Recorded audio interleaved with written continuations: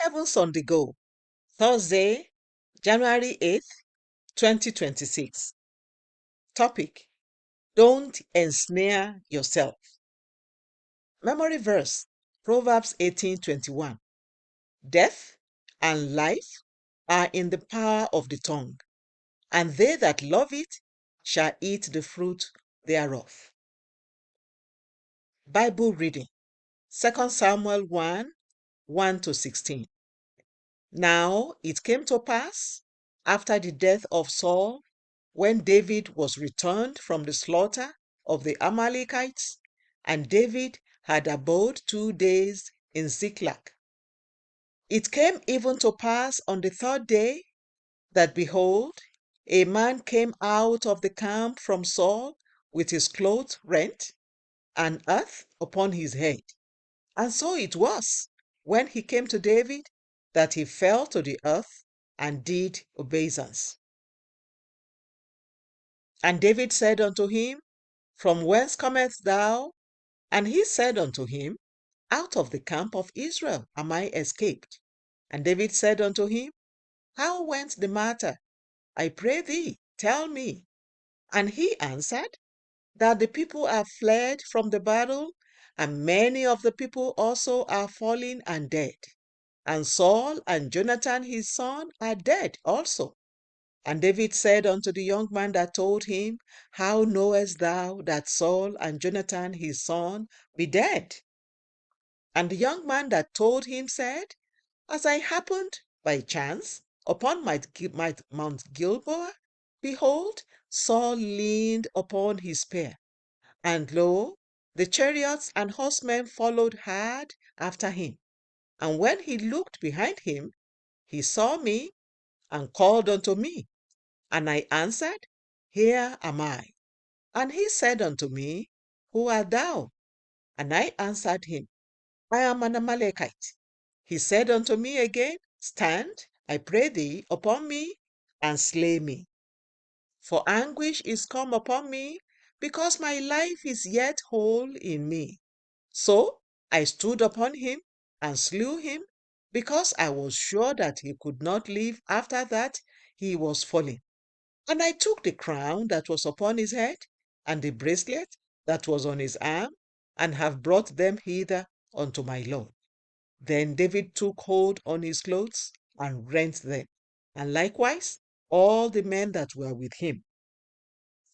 And they mourned and wept and fasted until even for Saul and for Jonathan his son, and for the people of the Lord, and for the house of Israel, because they were fallen by the sword. And David said unto the young man that told him, Whence art thou? And he answered, I am the son of a stranger, an Amalekite.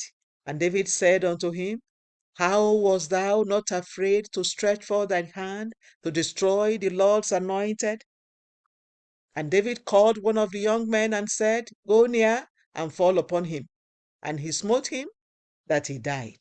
And David said unto him, Thy blood be upon thy head, for thy mouth hath testified against thee, saying, I have slain the Lord's anointed.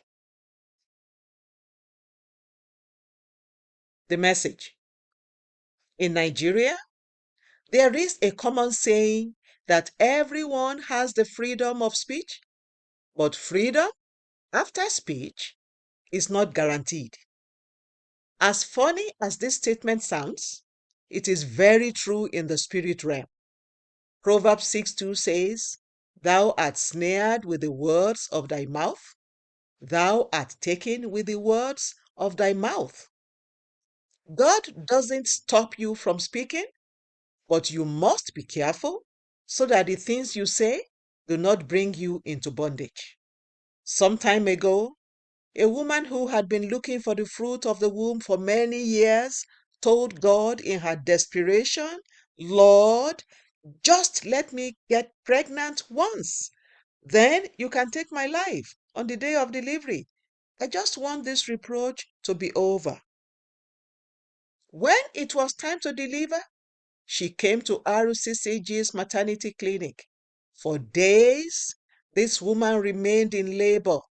Her condition was so bad that they had to call me to pray for her. After asking her some questions, we discovered what she had said earlier, and I said to myself, if this woman wanted to die, why then did she choose to come here? Apparently, she did not want to die anymore. We cried to God for mercy, and He answered. She delivered safely and went home with her baby in good health. Imagine if there was no man of God available to cancel the pronouncement she had made on herself in her desperation. She could have died.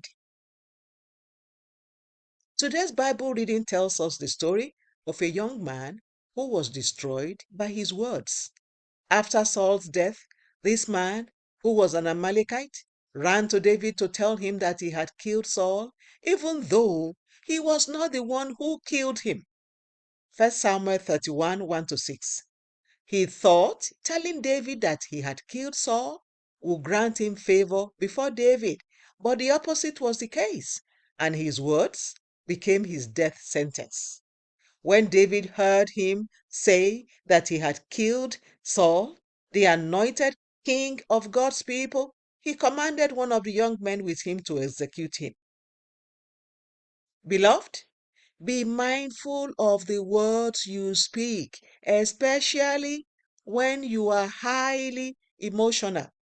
Do not allow your emotions, whether excitement, happiness, anger, sadness, or frustration, to push you to say things that can put you in bondage and hurt your destiny.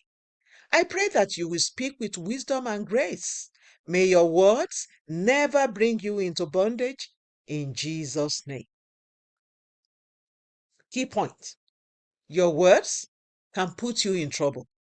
Be mindful of what you say. Bible reading in 1 year, Genesis 26-28. Hymn for today. Guide me, O thou great Jehovah. The Open Heavens is written by Pastor E.A. Adeboye, the General Overseer of the Redeemed Christian Church of God. God bless you.